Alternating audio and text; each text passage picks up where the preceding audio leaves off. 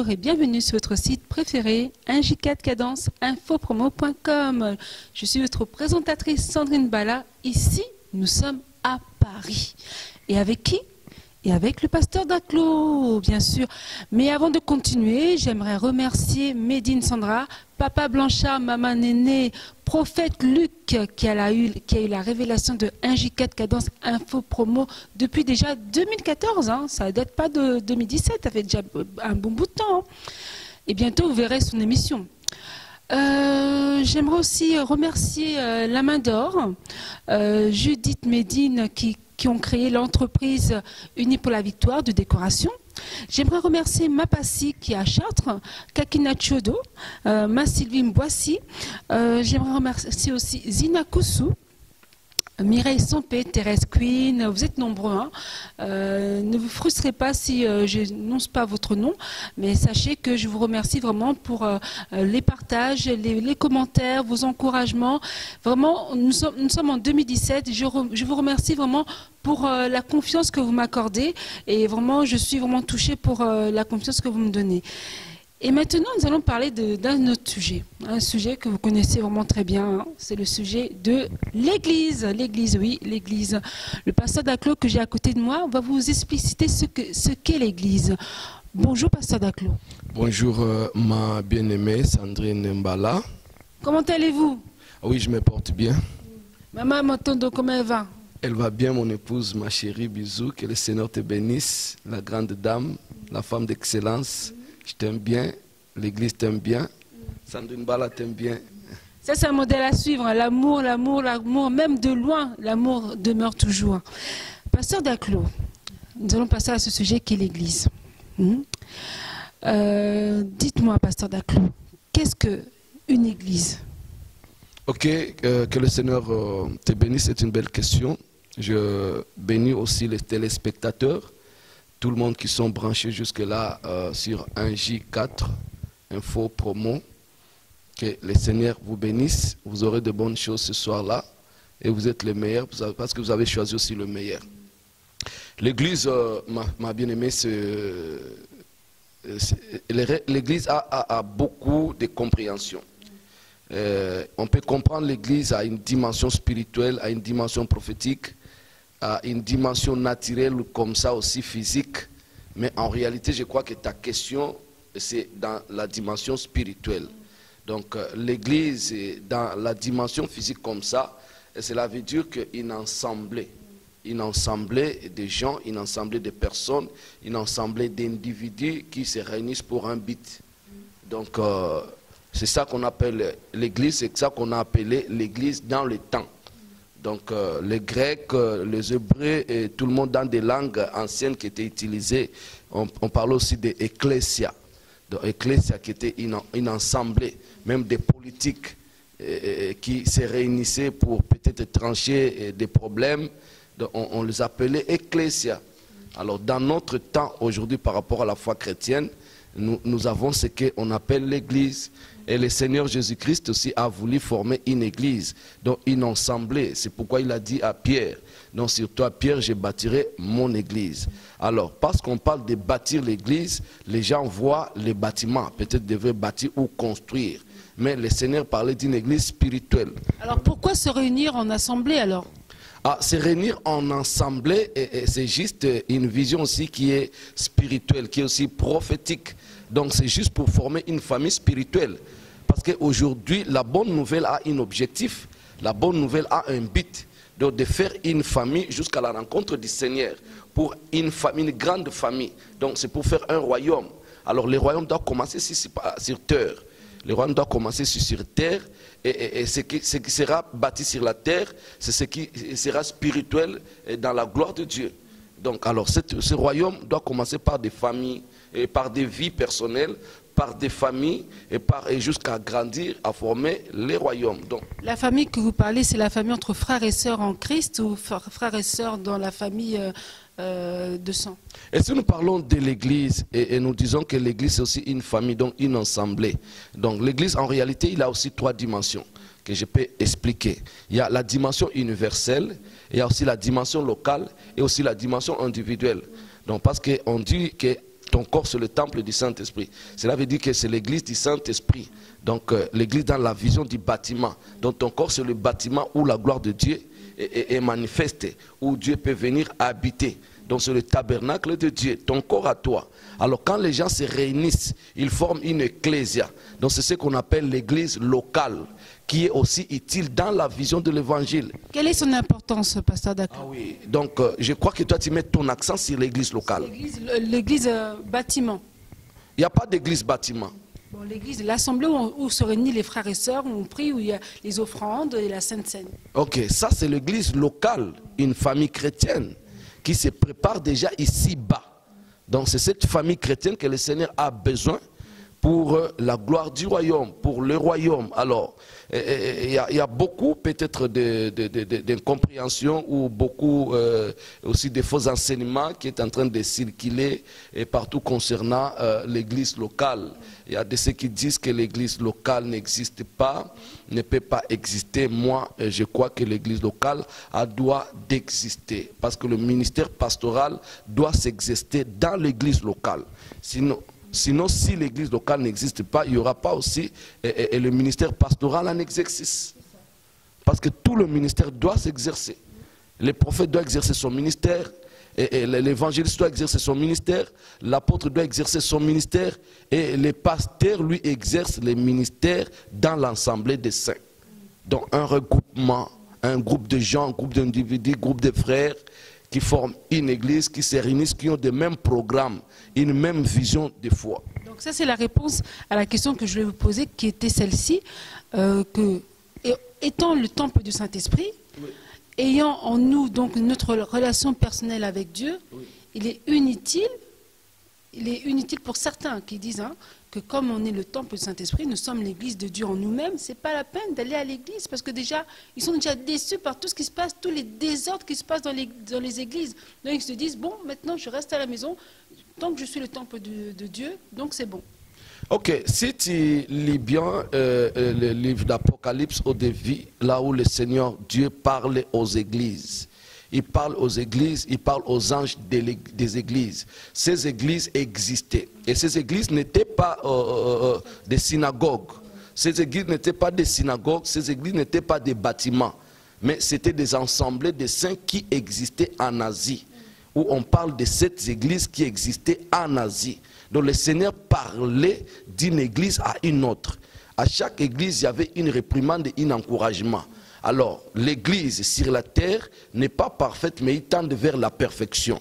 Donc, pour tendre vers la perfection, c'est les 5 ministères qui exercent dans l'église pour préparer l'église à la rencontre du Seigneur, pour préparer l'église à la perfection. Alors, quelqu'un qui n'a pas une église avec lui, bien-aimé, c'est comme une épouse qui n'a pas, bien-aimé, la maison de préparation. C'est comme une Esther qui n'est pas dans la maison de préparation. Or, une Esther, pour rencontrer un roi Assyrus, il doit passer dans une maison de préparation.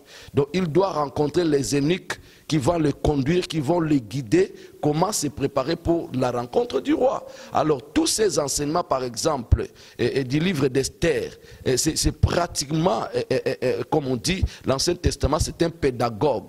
C'est un outil que Dieu a utilisé pour enseigner l'Église de notre temps, comment on peut vivre la gloire de Dieu. Cela veut dire que l'église doit exister, le ministère pastoral doit s'exercer, les gens doivent être enseignés, être préparés pour se préparer aussi à la rencontre de l'époux.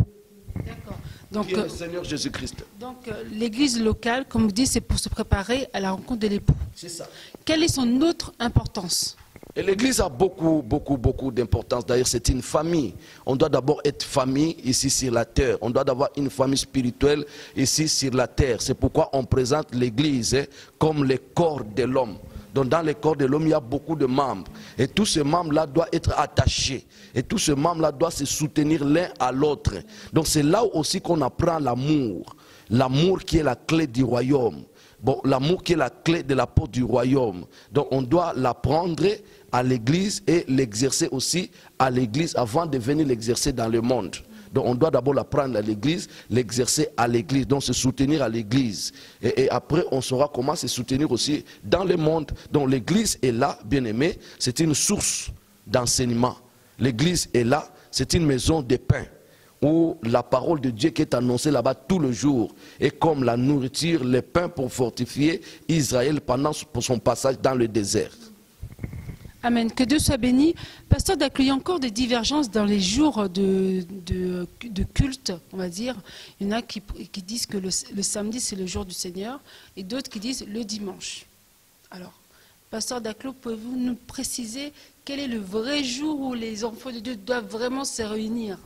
En réalité, selon ma connaissance à moi, une connaissance que je peux dire qui soit vraiment parfaite, il n'y a pas un jour spécial aux yeux de Dieu. Il n'y a pas un jour spécial aux yeux de Dieu.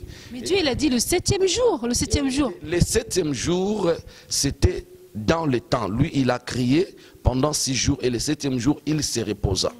Et quand il a commencé à marcher avec les enfants d'Israël dans le désert, il leur a donné les lois, les préceptes et tout, et il leur a recommandé qu'ils puissent travailler pendant 6 jours et le 7e jour qu'ils puissent se reposer.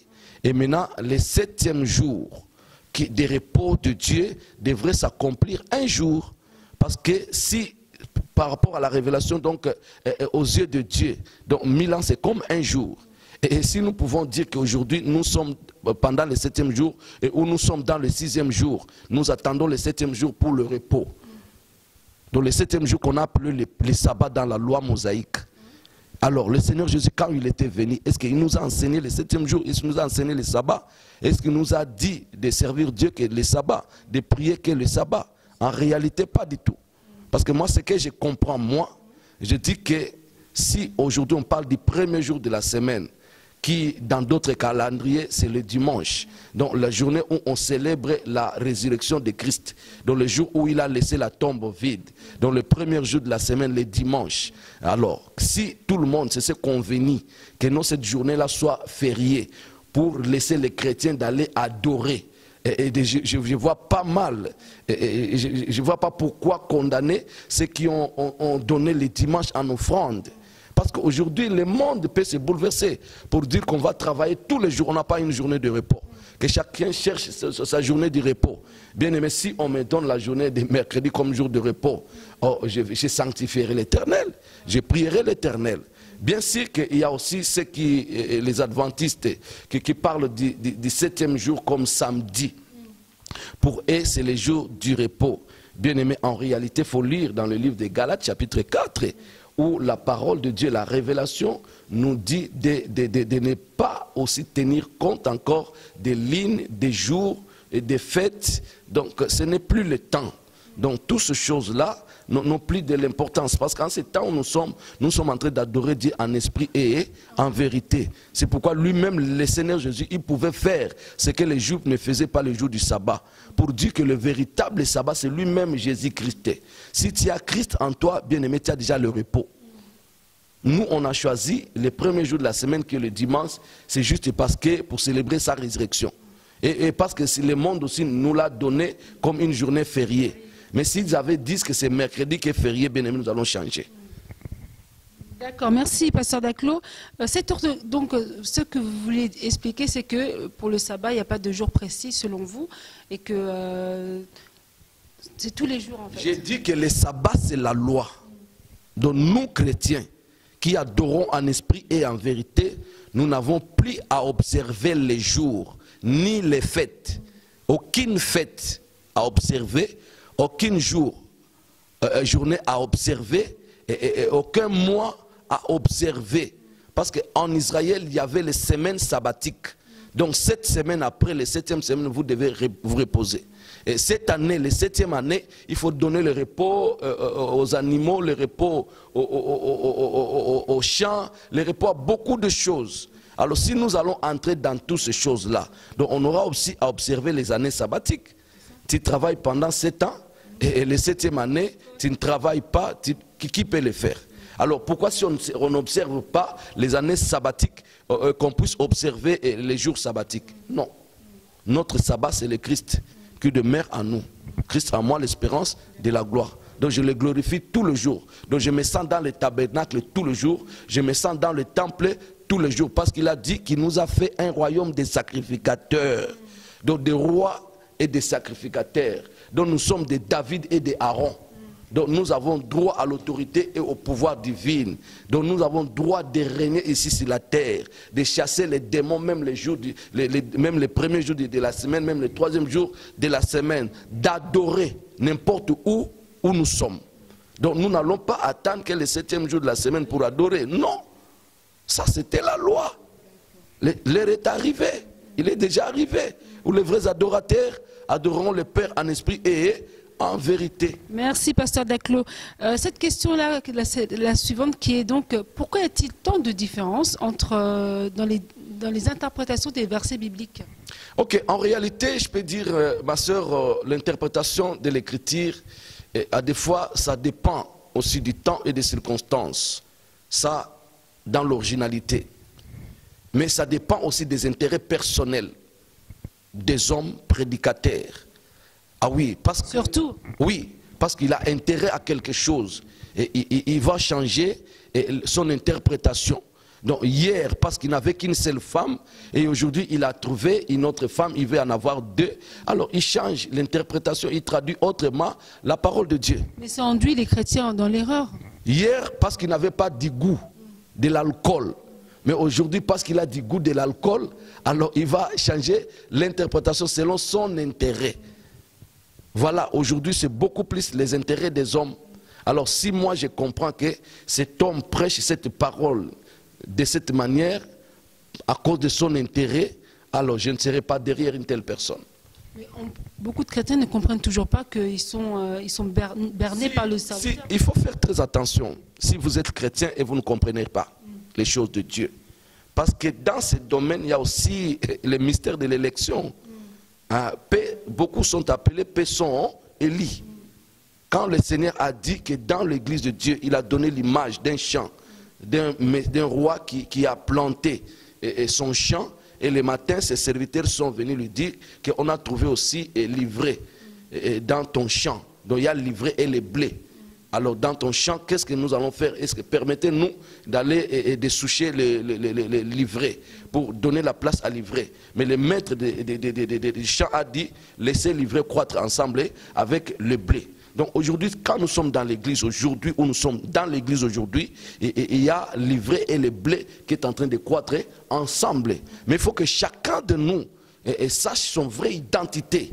Qui suis-je? Est-ce que je suis le blé ou je suis l'ivraie? Parce que les derniers jours, l'ivraie sera livrée au feu et le blé sera glorifié. Alors aujourd'hui, il est très dangereux que quelqu'un puisse prendre beaucoup de temps dans l'église et n'arrive pas à comprendre les choses de Dieu. Donc il est quel type de terre? Il est la moisson qui tombe sur le chemin, sur les pierres ou quoi? Alors si la moisson tombe sur les pierres, si tu n'es pas une terre où la semence sort et croisse et produit les fruits, et à quoi tu seras utile? Voilà, pour être utile demain, on doit d'abord chercher à s'identifier aujourd'hui. Amen, pasteur Daclos, que Dieu soit béni. J'ai cette dernière question qui est, quelle est la différence entre une église locale et une église universelle? Ok, l'église universelle, c'est quoi? C'est la fraternité universelle. L'église universelle, c'est tout chrétien dans le monde entier. Tout le monde qui croit à la mort et à la résurrection de Jésus-Christ et qui le confesse comme Seigneur et Sauveur dans le monde entier. C'est ça l'église universelle. L'église universelle, c'est toutes les races, toutes les nations qui seront à la rencontre du Seigneur. Toutes les races et toutes les nations qui sont en train de se préparer pour la rencontre du Seigneur. Donc c'est ça l'église universelle. Et l'église locale, ce sont les regroupements des saints qui se réunissent pour se préparer toujours à la rencontre de l'époux. Et l'église individuelle, c'est l'homme qui se prépare à la rencontre de l'époux. Donc il y a une dimension universelle, dimension locale et une dimension individuelle. Donc tu es l'église de Dieu telle que tu es là, parce qu'il y a les chandeliers qui brûlent en toi, il y a la loi en toi, Donc tu es le tabernacle de Dieu parce que le Christ habite en toi. Et quand 2 ou 3 se réunissent au nom de Jésus, il descend, il se manifeste au milieu d'eux. Ça aussi c'est une église. Et quand le monde entier célèbre le nom puissant de Jésus-Christ et que la gloire de Dieu se répande par-ci, par-là, c'est ça qu'on appelle l'église universelle. Ah, l'éclaireur, frère José, sœur Sabine, vous avez entendu ce message, hein? Et Ma Sidonie, la femme du prophète Luc, vous avez bien entendu ce message de l'église, vraiment. Pasteur Daclo, est-ce que vous aurez un dernier mot? Ok, les derniers mots, non, parce que j'aurai toujours à dire des mots pendant que je serai... Peut-être des remerciements alors. Ah, ok, je remercie J4, Cadence Info Promo, et les patrons, notre bien-aimé Patti, que le Seigneur les bénisse encore abondamment. Et je remercie tout le monde qui travaille dans cette télé. Et vraiment, votre soutien nous est vraiment fort. Alors, je ne manquerai pas de remercier mon pasteur, l'apôtre Pada, en Angola, Pada Matondo, et à remercier les coachs, les pasteurs José Malek Nzenze. Je ne manquerai pas aussi à remercier les conseillers, les docteurs Antoine Moukalamba et son épouse, Maman Odile Moukalamba, pasteur, et pourquoi pas marraine, Maman Claudine Essende, Papa Jean-Marie Essende. Vraiment, je remercie aussi beaucoup mes coéquipiers, ceux qui me soutiennent ici à l'église, donc les commandos, l'éclaireur Pichou Moussense David, pourquoi pas mon bien-aimé José Twenda et les bien-aimés dans le Seigneur. Que le Seigneur bénisse les membres de l'église qui sont à mon soutien. Que la grâce de Dieu vous accompagne. J4 existe encore. Soyez branchés. Que Dieu soit béni. Merci vraiment, pasteur Daclo, d'avoir participé à mon émission. Et vraiment, c'est vrai que la Bible déclare que l'homme ne vivra pas seulement de pain seulement, mais de toute parole qui sort de la bouche de Dieu. Je pense que nous avons été bien nourris par ce qu'est l'Église et par tous les autres sujets que vous avez eus auparavant. Et vraiment, que Dieu vous bénisse et continuez encore à persévérer dans la prière, à persévérer dans la lecture de la parole, à persévérer dans les enseignements, à être fidèle dans vos assemblées pour continuer à avoir l'amour fraternel entre frères et sœurs dans la famille chrétienne, sans oublier la famille naturelle, s'il n'y a pas de problème, bien sûr. J'aimerais remercier le prophète Luc, le prophète Luc qui est là parmi nous, ainsi que Médine Sandra, le berger Ekofo, le frère maréchal Massamba, le pasteur Étienne Dialakana, le frère Prince Kouka, Alain Moi et Mireille Mouet. Je vous remercie vraiment pour le soutien que vous nous accordez, ainsi que Thérèse Queen, Capol. Vraiment, vous êtes nombreux. Je suis ravie encore de savoir que vous me félicitez, vous me donnez aussi des conseils. On en a tous besoin parce qu'on n'est pas parfait et on avance toujours par des conseils. N'hésitez pas vraiment à continuer à vous abonner sur notre chaîne J4 Cadence Info Promo, d'envoyer encore des remarques. Hein. Je vous dis, on n'est pas parfait, on a encore besoin de nous améliorer et vos suggestions, vos questions, n'hésitez pas à me les envoyer. J'ai créé un groupe sur Facebook qui est les Amis de Sandrine Bala. Dans ce groupe-là, envoyez-moi des messages, hein. Faites-vous connaître et vraiment, je vous remercie vraiment pour le temps que vous m'avez accordé. Hein. Vous avez accordé au Seigneur à écouter sa parole, à être instruit et vraiment que le Seigneur vous bénisse et je vous dis à très bientôt sur votre chaîne préférée, J4 Cadence Info Promo.com.